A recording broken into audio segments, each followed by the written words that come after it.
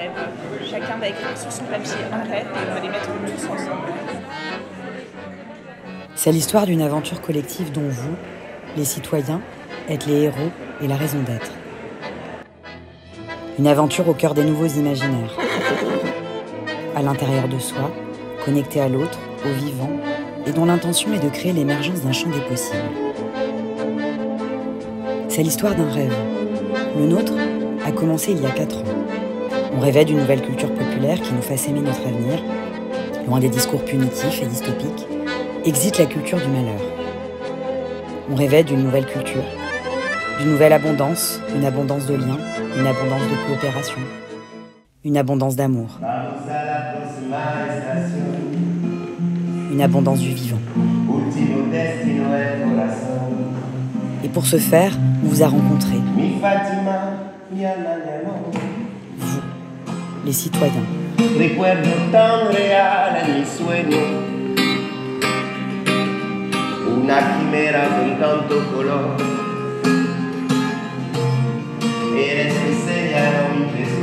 Aux côtés des scénaristes et des experts de la transition de la pensée circulaire et régénérative, pour, ensemble, imaginer et écrire les récits du monde à venir autour d'un nouveau contrat social basé sur la confiance et le vivant. Nous vous avons écouté. Vous nous avez apporté 50 000 contributions généreuses au grand questionnaire citoyen. On vous a demandé votre compréhension des enjeux actuels, les héros dans lesquels vous aimeriez vous projeter, les émotions qui vous mettent en mouvement et les formats les plus appropriés. Nous vous avons inspiré et formé pour entamer ce voyage dans le futur et comprendre la pensée du vivant à travers la journée du 11 mai.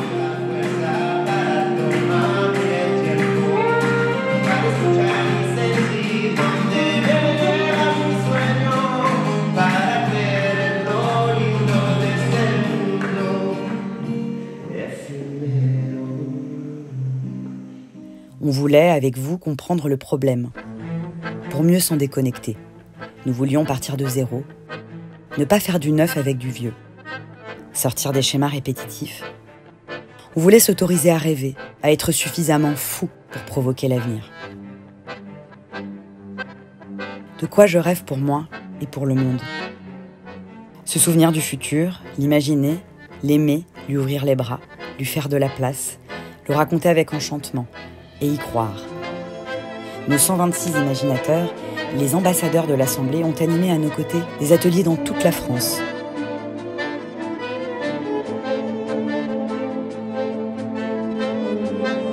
Et toute cette matière vivante, encore fallait-il la professionnaliser par des scénaristes pour la porter à l'écran.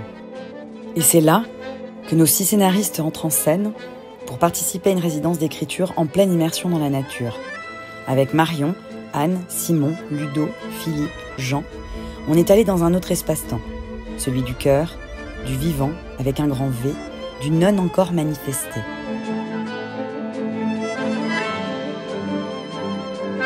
Thomas Dansbourg, notre parrain, a initié les scénaristes à la CNV, à d'autres manières d'être au monde, en les invitant à quitter la culture de la séparation, du manque de temps, pour épouser une culture de l'écoute. L'écoute de soi, de l'autre, du vivant. À travers une Deep Time Walk, mon ami Timothée Pouzet nous a fait faire une marche du temps sur 4,6 km en forêt. Dans cette longue promenade, le temps de notre humanité n'y représente qu'un cheveu. Relativiser donc, et plonger dans l'espace-temps de l'économie symbiotique, avec Isabelle Delannoy.